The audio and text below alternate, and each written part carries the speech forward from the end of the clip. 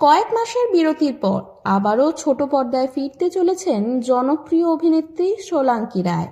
যদিও এই বিষয়ে এখনো পর্যন্ত মুখ খোলেননি অভিনেত্রী বা চ্যানেল কর্তৃপক্ষ, তবে ঘনিষ্ঠ সূত্রে জানা গিয়েছে কিছুদিনের মধ্যেই স্টার জলসার পর্দায় দেখা যাবে সোলাঙ্কিকে।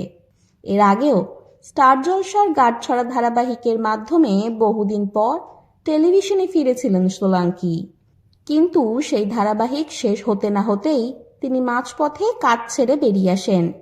এরপর মুম্বাইয়ে পাড়ি দেন অভিনেত্রী, শুরু করেন নিজের নতুন সফর।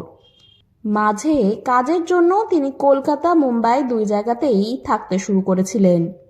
বড় পর্দা থেকে ওটিটি সব জায়গাতেই বিভিন্ন ধরনের চরিত্রে অভিনয় করে দর্শকদের মন জয় করেছেন অভিনেত্রী। সোলাঙ্কি কখনোই নিজেকে একটি নির্দিষ্ট মাধ্যমে সীমাবদ্ধ রাখতে চাননি। ছোট পর্দা থেকে বড় পর্দা কিংবা ওয়েব সিরিজ, সব ক্ষেত্রেই তিনি নিজেকে প্রমাণ করেছেন এক দক্ষ অভিনেত্রী হিসেবে। সম্প্রতি মুক্তি পাওয়া বিশ্বহরী নামের এক ওয়েব সিরিজে তার অভিনয় যথেষ্ট প্রশংসিত হয়েছে।